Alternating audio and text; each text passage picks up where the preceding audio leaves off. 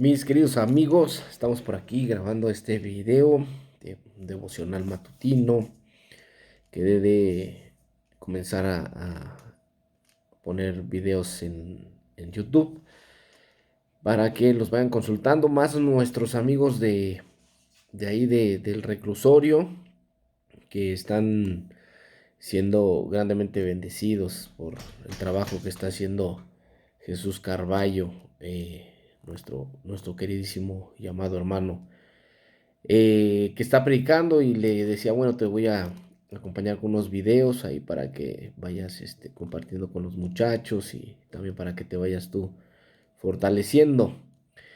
Y bueno, pero está abierto a aquellos también para los cuales se los envío el link y que lo consulten en la... Espérenme, déjeme abrirle a mi perra que se salió. Oye, pásate. Y para los que, perdón, sí, pues si no iba a estar tocando la puerta. Y para los que se los envíe en mensaje o se los quiera compartir para que lo chequen. No quiero tardarme mucho, el tema que vamos a ver hoy es el paralítico de Betesda, Juan 5 capítulo 5 1. Lo vamos a leer del 1 al 12, bueno, más bien al 11 y a considerar el 14. Hemos llamado a este tema No peques más. Dice 5:1 de Juan, del Evangelio de Juan, que después de estas cosas había una fiesta de los judíos y subió Jesús a Jerusalén. Y había en Jerusalén, cerca de la puerta de las ovejas, un estanque llamado en hebreo Betesda, el cual tiene 5 pórticos. En estos yacía una multitud de enfermos, ciegos, cojos y paralíticos que esperaban el movimiento del agua, porque un ángel descendía de tiempo en tiempo al estanque y agitaba el agua, y el primero que descendía al estanque después del movimiento del agua quedaba sano de cualquier enfermedad que tuviese. Y había allí un hombre que hacía 38 años que estaba enfermo. Cuando Jesús lo vio acostado y supo que ya llevaba mucho tiempo así, le dijo, ¿quieres ser sano? Señor, le respondió el enfermo, no tengo quien me meta en el estanque cuando se agita el agua, y entre tanto que yo voy, otro desciende antes que yo. Jesús le dijo, levántate, toma tu lecho y anda. Y al instante aquel hombre fue sanado, y tomó su lecho y anduvo. Y era día de reposo en aquel día. Y nos brincamos hasta el 14. Después le halló Jesús en el templo y le dijo, mira, has sido sanado, no peques más para que no te venga alguna cosa peor. Les decía Juan 5, el Evangelio de Juan capítulo 5. Y lo que vamos a aprender aquí esto es aplicable, claro, para cualquier vida, para cualquier persona. Pero lo quiero enfocar un poquitito más hacia mis amigos y hermanos en prisión. Y obviamente con un sentido espiritual para los que a veces estamos en cadenas o aprisionados en el pecado, que es el ejemplo, ¿no? Esto es un acontecimiento físico, pero que trae la connotación espiritual. Mire, cuando nosotros leemos aquí, vamos a lo primero que resalta es que Jesús andaba en Jerusalén por motivo de una fiesta y se acercó a un estanque que tiene por nombre Betesda. ¿Qué significa Betesda? Betesda quiere decir el desdén de Jehová o de Jah, que es como aparece en algunos salmos, Jah, J-A-H, que quiere decir el Todopoderoso. Betesda quiere decir el desdén de Dios, por así parafrasearlo. El desdén, o sea, no es como el desprecio, pero sí es una forma de mirar, no con cierto agrado. Pero dice que este estanque se encontraba cerca de la puerta de las ovejas, y esta puerta de las ovejas estaba cerca del templo. Esta puerta de las ovejas se llamaba así porque era por donde circulaban las ovejas para los sacrificios que se hacían en el templo. Por ahí pasaban. Llama la atención que tenemos entonces en escena un estanque en donde están a los que Dios ve con desdén o cierto rechazo, que no es así, pero por así mencionarlo, con cierto, con falta de agrado, más que nada con falta de agrado. Y luego está esta puerta por donde circulan las ovejas y luego está el templo en donde se ofrecen los sacrificios. Lo que Dios hace que entendamos a través de de la ubicación de este estanque, la puerta y el templo, es lo siguiente: cuando Nehemías se levanta para reconstruir el templo y reconstruir la ciudad, vemos en el libro de Nehemías que empiezan a reconstruir puerta por puerta, ¿no? La puerta del pescado, la puerta de las ovejas, la puerta. Pero la primera puerta, precisamente, que no que fue la primera en construir fue la puerta de las ovejas, la primerita. Y les digo cuál era su uso. La reconstruye un hombre, un sumo sacerdote en ese momento que se llamaba Eliasib. Eliasib quiere decir eh, Dios restaura o el que hace volver, que hace regresar. Eso significa Eliasib. Y Eliasib se encarga, ¡shh, niña! Eliasib se encarga de reconstruir esta puerta. Bueno, otra cosa que llama la atención es que el estanque tiene 5 pórticos, es decir, por lo regular un estanque pues es cuadrado, rectangular, y pues tiene 4 lados y 4 puertas, pero nos da a entender que era o era redondo, o era, si fuese cuadrado o rectangular, había una parte en donde tenían 2 puertas, 2 accesos. El 5 es el número de la gracia. El número 5 simboliza la gracia. Entonces, en este estanque bajaba un ángel cada año, que es de tiempo en tiempo. Muchas veces la palabra tiempo en la Biblia significa un año, un ciclo, un periodo. Y ahí que este ángel bajaba, como lo leímos, el primero que descendía al agua era sanado y se iba. Pero ¿qué pasaba con los demás, no? Entonces, lo que Jesús quiere enseñarnos en este pasaje es lo siguiente. Había gracia, aunque era un lugar de desdén, había gracia. No se había olvidado el Señor de los enfermos, porque, ojo, dice en el capítulo 3, versículo 3, perdón, en estos, o sea, en las puertas, en los accesos, yacía una multitud de enfermos ciegos, cojos y paralíticos que esperaban el movimiento del agua. Ahora, el tipo de enfermedad que aquí nos relata es lo que simbólicamente entendemos en enfermedades espirituales o de seres humanos lejos de Dios. Los ciegos, todos antes de conocer al Señor, cuando no conocemos al Señor estamos ciegos, no vemos la verdad. ¿No? No entendemos la verdad. Cojos, o sea, andamos en malos caminos, y paralíticos, de plano estamos estancados en pecado, estamos lejos de Dios, sin rumbo, no hay, ya no caminamos, estamos en un solo sitio que es el pecado y por ende la muerte. Eh, y aquí era donde se concentraban estos enfermos, y venía el ángel y agitaba el agua y sanaba, pero solamente se sanaba uno. Quiero que consideremos lo siguiente: cuando Jesús viene, dice que ve a un hombre que tenía 38 años de estar ahí, enfermo. No dice que tenía los 38 años esperando en el estanque, dice que tenía 38 años, dice el versículo 5, había ahí un hombre que hacía 38 años que estaba enfermo. Eh, Volviendo tantito a un punto del lugar, el estanque con 5 pórticos, con la gracia, a pesar de ser un lugar de desdén, no agradable para Dios. Dios enviaba a un ángel para sanar, pero esto era sencillamente un método o una metodología que la gente vivía por la dureza del corazón, pero aún así Dios no se olvidaba de ellos, y así es como Dios ha hecho en nuestra vida. O sea, Dios sigue dando bendición al que no le conoce. Como dice su palabra, Él abre su mano y alimenta la tierra, cierra su mano y perecemos de hambre.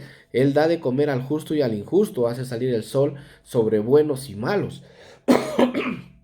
Pero, perdón, eh, vemos que Dios quiere llevarnos o hacer algo más allá, que no estamos en esas condiciones porque meramente Dios así lo quiera, sino porque nosotros lo estamos, lo buscamos, nos estacionamos en la situación, que vivimos ahí y solamente estamos en espera de que algo ocurra. Viene Jesús, entra al pórtico y ve a ese hombre que tiene mucho tiempo y a Jesús, Jesús es movido en misericordia o a misericordia es movido por el tiempo que este hombre lleva ahí. Pero me llama la atención que cuando Jesús viene, eh, eh, eh, en la condición que estaban los demás, solamente esperando a ver qué sucedía, dados a su suerte, a ver cuándo cazaban al ángel, como muchos de nosotros hemos vivido o mucha gente vive, por eso es necesario predicarles el evangelio, compartirles las buenas nuevas, porque solamente se está esperando que quizás si por suerte, quizás si porque me puse vivo, alcanzo una bendición, un mejor empleo, logro sanar de una enfermedad, mi familia se puede restaurar, económicamente puedo estar mejor, si sucede algo. Estas personas que eran judíos, el pueblo de Dios, en vez de buscar a Dios, se acomodaron en los pórticos a esperar a que el ángel bajara. Y así es como funcionamos como humanidad. Nos estancamos en las circunstancias, en los problemas, en el diario vivir y no estamos considerando que tenemos la oportunidad de buscar a Dios y que por buscarle a Él podemos provocar que causas, situaciones, adversidades, problemas, pueda Él solucionarlos. Estamos esperando las circunstancias. Y cuando eso sucede, pues Dios tiene que venir en su misericordia y buscarnos, como pasa con este hombre cuando llega Jesús. Pero lo que me llama la atención es que Jesús conoce lo que ese hombre quiere, pero se lo pregunta. Le pregunta en el versículo 6, dice, cuando Jesús le vio acostado y supo que llevaba ya mucho tiempo así, le dijo, ¿quieres ser sano? Yo creo que si nos ponemos a pensar un poquito o a razonar esto, cualquiera de nosotros, si viene Jesús y nos hace una pregunta tan lógica, pues le hubiéramos dicho, como sarcásticamente solemos responder, ¿no? Decimos, no, estoy aquí nomás por gusto. Pues claro que quiero ser sanado. La pregunta es, ¿por qué si Jesús es Dios, toda la sabiduría, todo el conocimiento, todo el entendimiento, ¿por qué le hace esta pregunta? Era más que obvio que quería ser sanado. Y este hombre le responde a Jesús. Cuando Jesús le preguntó, ¿quieres ser sano? Él le dice, Señor. Le respondió el enfermo, no tengo quien me meta en el estanque cuando se agita el agua. Y entre tanto que yo voy, otro desciende antes que yo. Jesús le preguntó lo siguiente, miren, es muy sencillo. Mis hermanos allá en prisión, si Jesús viene y te pregunta, ¿quieres ser libre? Tú a lo mejor hasta te molestas por la pregunta. O si estás enfermo como él y lo mismo, viene con la pregunta y le vamos a decir, pues claro que quiero ser libre. Claro que quiero ser sanado. Pero Jesús pregunta con toda la intención, porque muchas veces en la vida nosotros deseamos algo, pero no entendemos ni sabemos para qué lo deseamos. Tenemos ideas, tenemos ilusiones o deseos de querer ese algo, pero no hemos razonado ni nos hemos detenido cuál es la intención verdadera y qué haríamos si tuviéramos ese algo. Por ejemplo, este hombre, él quería ser sano, pero yo les aseguro, no lo dice la Biblia, pero yo lo pienso así. Él no había pensado más que cosas triviales que haría si fuera sano. Ay, no, pues voy a ir aquí, voy a poder caminar, no voy a depender de nadie, voy a trabajar, voy a hacer esto. Pero vemos a un Jesús que traza propósitos eternos, y propósitos eternos en esta vida y hasta la eternidad. Este hombre no había pensado, pero Jesús le dice, ¿quieres ser sano? Entiende una cosa, tú eres el que quiere ser sano. Yo no tengo problema con sanarte, pero tú eres el que quiere ser sano.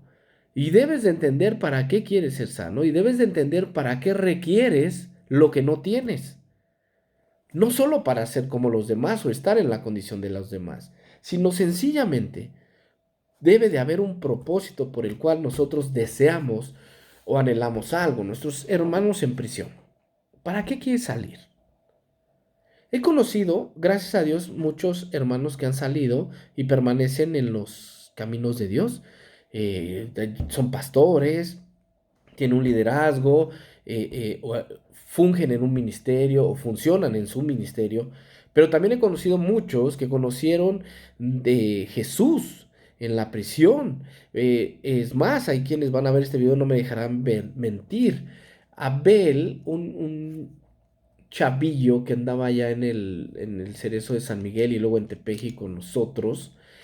eh, este chico en Tepeji fue el que, por medio de él, entró una iglesia externa al penal. A través de él, o sea, él se convirtió y se congregó y tenía unos familiares cristianos y ellos llevaron una iglesia y una iglesia entraba los sábados al penal de Tepeji de Rodríguez a través de él.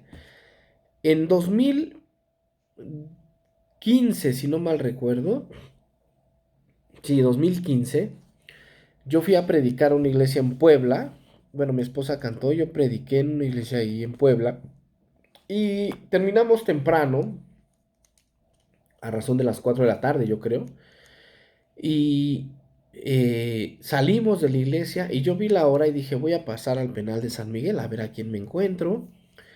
Mi esposa me esperó afuera en la camioneta. Viva mi bebé muy chiquito. Y bueno, me dejaron pasar, entré. ¿Y a quiénes creen ustedes que fue de los primeros que me encontré en la explanada? Pues al mismo Abel, que traía todos los rasgos, las características y todas las señas de andar sumamente metido en las drogas allá adentro. Muy mal, lo vi muy, muy mal. Y yo le dije, hijo, ¿qué haces aquí? ¿No aprendiste que no fuimos hechos para estar en este lugar? Pero él estaba enfocado en pedirme dinero para droga. Nada más me dijo, sí, sí, sí, oye, préstame 50 pesos. Sí. Bueno, al igual, la pregunta que te deberías de formular, aunque no estés en prisión, porque les digo, esto lo va a ver mucha gente, aunque no estén en prisión, pero estamos en una situación y le estamos pidiendo a Dios algo, la pregunta aquí sería, ¿ya resolviste la pequeña pregunta del por qué quieres eso que le estás pidiendo a Dios y para qué lo quieres? Él tiene una razón, él tiene un propósito, él tiene un motivo, él tiene planes. Él sabe para qué quiere hacer las cosas, pero a veces por no saber nosotros para qué requerimos o deseamos o necesitamos algo, es que ni lo apreciamos ni lo utilizamos de la manera correcta. Entonces la pregunta que quiero dejarles hoy es, ¿sabes para qué estás pidiendo lo que crees que necesitas? ¿Lo que quieres? ¿Lo has puesto en manos de Dios y has hecho con Él, has sido con Él claro, específico y transparente en tus palabras? Porque Él conoce todo, Él sabe, pero tú necesitas ser transparente y decirle, lo quiero para esto, necesito esto para aquello. Es decir, quiero ser sanado porque quiero disfrutar a mi familia, porque lo mejor sería, porque quiero servirte. Cualquier cosa que necesites, la pongas al servicio de Dios. Quiero salir de prisión para servirte, Señor. Para decirle a aquellos que viven sin esperanza, a aquellos que viven sin rumbo y sin dirección, hay alguien que tiene todo el control y tiene todo el poder para rescatarnos, restaurarnos y levantarnos, como pasó con este hombre. Entonces, Jesús conocía el deseo, pero le hace saber que necesita el enfermo entender qué es lo que está pidiendo, qué es lo que quiere y qué razón para qué. Y vemos más adelante que él en el 7 solo vivía de las circunstancias, porque Jesús le dice, ¿quieres ser sano? Él no dice sí, no dice no, solo le dice, Señor, pues es que la neta es que cuando yo me quiero meter, pues uno me gana, porque a lo mejor alguien le echa la mano, o es más hábil, o es, qué sé yo. Y, Señor, pues no hay nadie que me meta en el estanque. Viviendo solo en las circunstancias o en las circunstancias, estando en las circunstancias nada más. No veía otra cosa.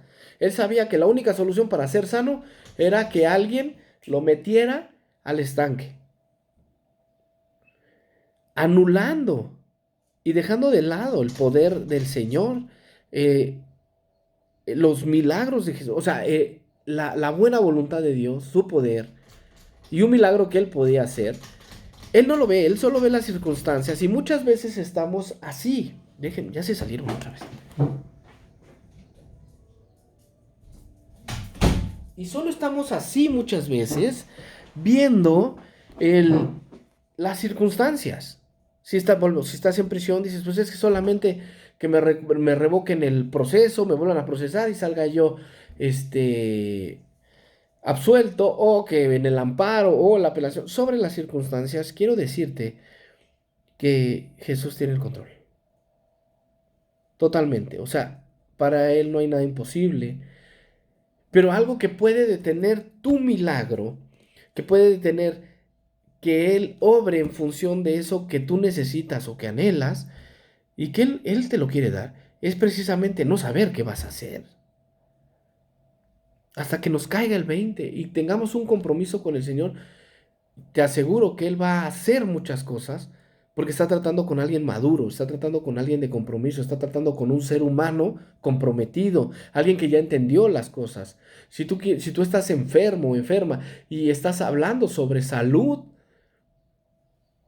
¿cuál es la razón? ¿Y qué quieres hacer con tu salud?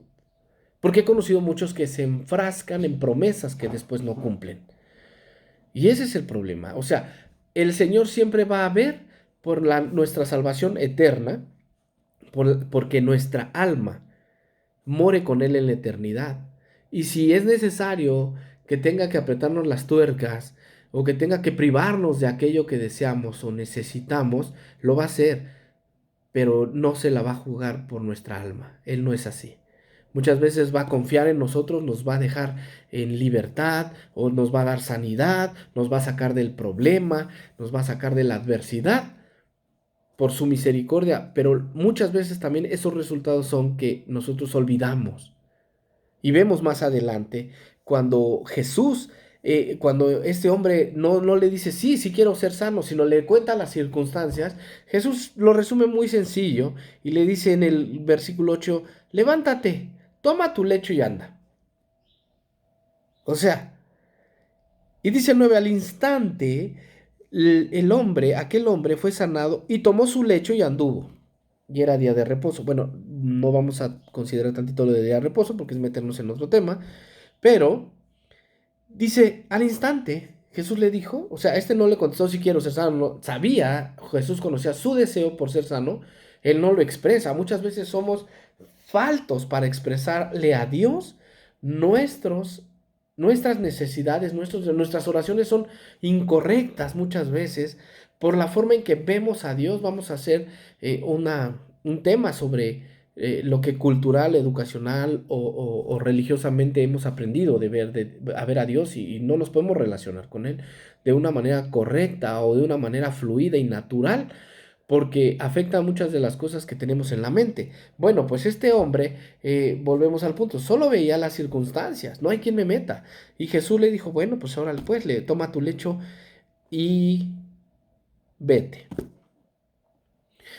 Aquí lo que también vamos a resaltar o a recalcar es que Jesús le está diciendo, toma tu lecho. La pregunta es ¿por qué? ¿Por qué no dejó ahí la cama? Vámonos, ya soy sano.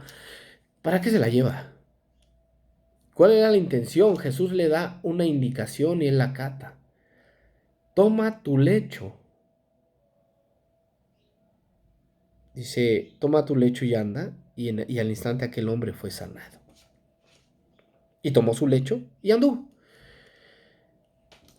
El hecho de llevarse su lecho tiene como propósito el no olvidar de dónde lo había levantado Jesús.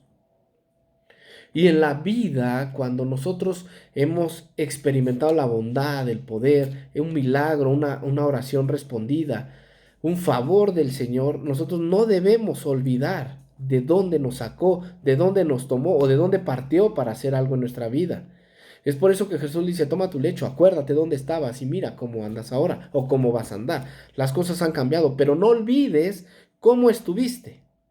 Y Jesús es enfático porque en el versículo 14 dice que se lo encuentra en el templo y Jesús le dice, mira, mira, observa,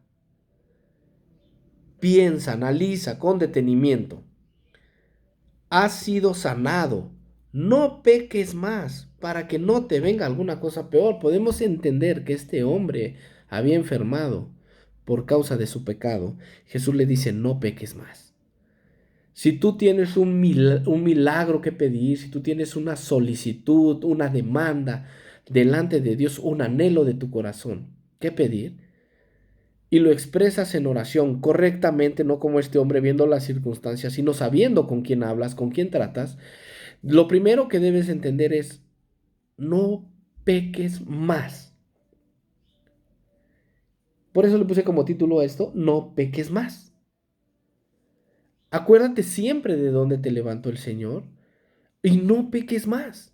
Dice, no vaya a ser, para que no te venga alguna cosa peor. No era que Jesús lo fuera a castigar, es que las circunstancias que acarrea el pecado o las consecuencias del pecado, por ejemplo en este caso fue una enfermedad, pero el pecado trae bagaje, trae equipaje, trae ahí consecuencias.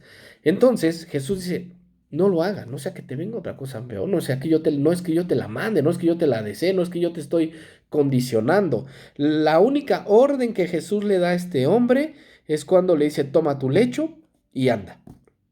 Y la segunda orden, porque no es ni una sugerencia, es una orden, no peques más. ¿Por qué? Porque no vaya a ser que te venga algo peor. Y esa es donde nosotros no funcionamos muchas veces. Vemos a diario, vemos milagros de parte de Jesús, pero solamente no los consideramos, no los tomamos en cuenta, porque solamente estamos viendo aquello que no tenemos. Y Jesús nos recuerda cuando dice, ¿quieres ser sanado? ¿O quieres ser liberado? ¿O quieres salir de este problema?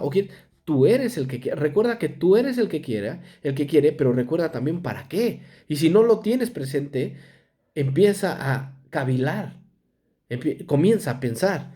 Y cuando vemos la última orden de Jesús con una prerrogativa, no peques más. Y es por eso que esta mañana, o no sé a qué hora lo veas, quiero recordarte de esto. En resumen a lo que hemos hablado.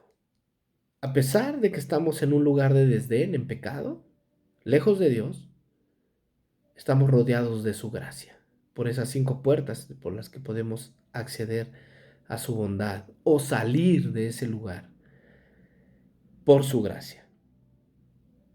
Estamos muy cerca cuando tú estás en pecado, porque suele también pasar que uno no logra ver la bondad de Dios, dice, no, pues es que pequé, o sea, sí soy cristiano, me congrego dentro de la cárcel, fuera de la cárcel, donde sea, eh, pero hice esto y anulamos la bondad de Dios a través de la culpa o a través del remordimiento que sentimos y no nos acercamos a Dios, sino ya pecamos y nos alejamos más. ¿Por qué? Porque estamos mirando lo que hicimos. Pero quiero recordarte que aquí cerca de este lugar de desdén estaba la puerta de las ovejas. Jesús un día dijo, yo soy la puerta. Y el que entra por mí, lo mencionó con toda la intención de entender que a través de él, como lo dice en su palabra, en las cartas de Juan, si confesamos nuestros pecados, Él es fiel y justo para perdonarnos y limpiarnos de toda maldad. Si tú pecaste, si tú caíste, debes de considerar que ese lugar de desdén no está tan lejos de la puerta, que es Jesús, y no está tan lejos del templo, de la morada de Dios, que es el Espíritu Santo, y que nosotros entendemos que si nos acercamos a Dios con arrepentimiento, confesando nuestros pecados, estamos en la misma posición en la que Jesús nos dejó por el sacrificio de la cruz, en un lugar de privilegio, en un lugar de perdón, de restauración, de renovación, en un lugar donde no hay cavidad para la culpa o el remordimiento, sino para el arrepentimiento y la restauración que es en Cristo Jesús.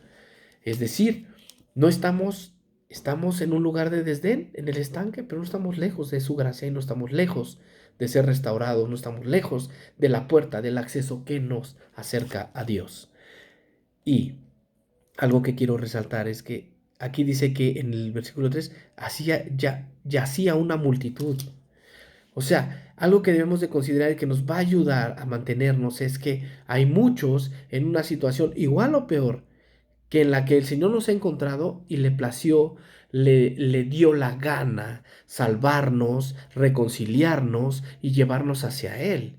Creo que se debe de considerar que si nos volteó a ver, es el único hombre al que sana de toda una multitud, de todos los que estaban ahí, este paralítico es el único al que Jesús lo vuelve al camino para andar. Y así ha hecho con nosotros. No podemos despreciar o desechar lo que Dios ha hecho, lo que Dios nos ha dado, lo que ha invertido toda nuestra vida en nosotros y aparte pasa por alto las ofensas, viene y nos busca.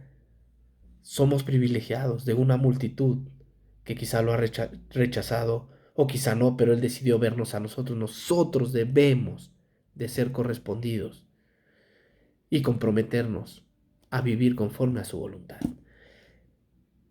Quiero resaltar eso y quiero resaltar que Él tiene misericordia y piedad, como lo hizo con Él cuando tenía mucho tiempo, cuando se dio cuenta que tenía mucho tiempo. Y que no veas más las circunstancias, sea cual sea el problema, la adversidad, la enfermedad o la prisión o el lugar o la circunstancia en la que te encuentres, Él es Dios. Quiero animarte para que tú, al igual que este paralítico, tomes tu lecho, no te olvides de dónde Dios te ha sacado, te puede sacar, te puede restaurar y camines en gratitud a ello, recordando siempre lo que Él hizo en tu vida y que así como Jesús lo encontró unos días después en el templo, Jesús nos encuentre en el lugar donde Él quiere que estemos. Te mando bendiciones, un saludo, un abrazo y espero sea para, para todos o para muchos de utilidad estas palabras. Jesús, el restaurador. Dios te bendiga.